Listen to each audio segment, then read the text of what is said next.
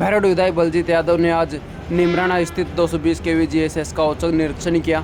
विधायक यादव ने बिजली कटौती को लेकर पिछले दिनों प्रेस कॉन्फ्रेंस कर कहा था कि अगर उद्योगों द्वारा बिजली नहीं काटी जाती है तो शाम 6 बजे से रात 10 बजे तक तो वह खुद मौके पर पहुंचकर संबंधित फैक्ट्री की बिजली काटेंगे, चाहे उसके लिए उन्हें कोई भी सज़ा मिल जाए।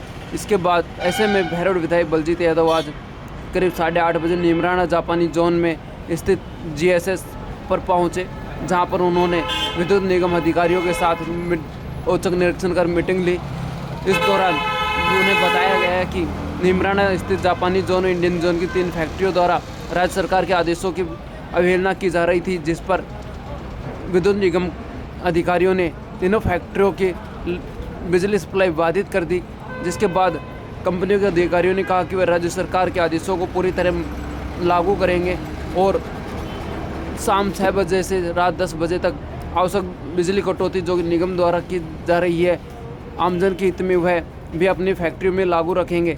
इसके बाद भैरव विधायक बलजीत यादव ने निगम अधिकारियों को कहा कि उनका ज़मीनी स्तर का सर्वे आज पूरे राज्य में लागू हो चुका है और यह आमजन के लिए सहायता का माध्यम भी बना है। सुनिए भैरव विधायक बलजीत यादव ने क्या कहा इस दौरान। 220 पावर ग्रिड स्टेशन नीमराना का औचक निरीक्षण किया और जो आपने बात कही थी कि उद्योगों की बिजली 50% तक काटी जाएगी, उस बारे में निरीक्षण के बाद आप क्या करेंगे?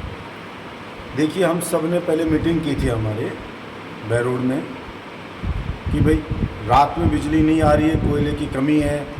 अब कोयला तो एकदम से लाना कोई हमारे हाथ में है नहीं, लेकिन जितनी बिजली है उस बिजली से पढ़ने वाले विद्यार्थी को और गरीब मजदूर मिडिल क्लास जनता को हम कैसे राहत दे सकते हैं, जिनके पास कोई जनरेटर नहीं, कोई और सुविधा नहीं और गांव की बिजली काटी जा रही है। तो मैंने ये कहा कि भाई जो हमारे यहाँ पे इंडस्ट्रियाँ खूब हैं, कि इंडस्ट्री वालों से बात करके और 6 से 10 बिजली कट रही थी, फिर रात को कट रही थी, कि 6 से 10 ये अपना लोड 50% कम कर ले। ये 50% लोड कम कर लेंगे, उस बिजली को हम गाँव में दे दें, जिससे वो स्टूडेंट बेचारा पढ़ पाएगा और गरीब आदमी चैन से सो पाएगा। फिर बात यह आई, बात करी हमने सब इंडस्ट्री वालों से, इन्होंने भी करी, उससे कम भी करवाई। लेकिन कुछ लोग जो होते हैं कि भाई हमें तो आदेश चाहिए सरकार से, तो इसके लिए मैंने सरकार से बात की। मंत्री जी की अध्यक्षता में, ऊर्जा मंत्री जी की अध्यक्षता में विद्युत भवन एक मीटिंग हुई। मीटिंग में सीएमडी सारे उच्च अधिकारी बिजली विभाग के बैठे। मैंने अपना पक्ष रखा कि कुछ बिजली आप शहरों की भी काटें। ऐसा नहीं है कि हर वक्त गांव की बिजली काटते हो। गांव के लोग कोई जंगल में या नदी किनारे बसे हुए हैं, जहाँ कोई पुरवाई चलती है, ठंडी ठंडी हवा चलती है, गर्मी गांव में भी पड़ रही है, तो सुबह के टाइम में शहरों की बिजली भी काटी जाए, नगर पालिका एरिया में कुछ काटी जाए सुबह सुबह, जिसमें किसी को दिक्कत भी नहीं होगी। और जो इंडस्ट्री है, जब तक ये कोयला कुछ शॉर्ट टाइम तक के लिए रुका हुआ है, जब तक नहीं आ पाता है, तब तक के लिए आप कुछ समय 6 से 10 इनका लोड 50% कम कर दीजिए इंडस्ट्री का। सुबह फिर काटने लगे तो मैंने वापस सुझाव दिया कि सुबह भी 6 से 10 आप वापस इनके जो लोड है वो 50% कम कर दो, ज़रूरत पड़े तो उससे ज़्यादा भी कर दो, क्योंकि सुबह सुबह पेयजल की सप्लाई है वो गड़बड़ा रही है। सुबह सुबह बिजली कटती है तो, और या अगर लोड पूरा हो जाए अपने पास, सप्लाई रहे, तो उनको मैसेज कर दो इंडस्ट्री को कि भाई ठीक है, अब हम आपकी बिजली चालू रखते हैं। तो ये व्यवस्था करी। आज मैंने नीमराना में रात में आकर के चेक किया, हमारे 220 केवी पे जो जापानी जोन में है, ये सारी इंडस्ट्रियों को यहाँ से बिजली जाती है। हमारे यहाँ पे एक फीडर नंबर 8 के अंदर है एक जापानी कंपनी, उसने नहीं काटा तो हमने पूर्ण रूप से उसकी बिजली काट दी। हमारे यहाँ पे इंडियन के अंदर फीडर नंबर 3 व 4 और 1 पे इन्होंने नहीं काटी तो इनकी पूर्ण रूप से बिजली काट दी। इसके बाद इन्होंने कहा कि हम अपना लोड कम कर लेंगे, लोड कम कर लिया, इनकी वापस चालू कर दी। हम तो केवल सहयोग की उम्मीद कर रहे हैं कि पूरे हिंदुस्तान की जो जनता है, यहाँ के संसाधनों पे उसका सबका बराबर का हक है। ऐसा नहीं है कि एक व्यक्ति मर जाए और एक व्यक्ति कहे कि मैं जरा सा भी असुविधा बर्दाश्त नहीं करूँ, ऐसा नहीं होना चाहिए। इसलिए मैं मेरे यहाँ की, हमारे बिजली विभाग की सारी टीम का दिल की गहराइयों से आभार व्यक्त करता हूँ। मेरे बहरोड की, राजस्थान की 36 कौम की जनता की तरफ से आभार व्यक्त करता हूँ। इन्होंने जो सुझाव दिए उस सुझाव को पूरा राजस्थान फॉलो कर रहा है और राजस्थान की जनता इनको दुआ दे रही है। इसके लिए बहुत बहुत जिन शब्दों में आभार व्यक्त करूं उतना कम है।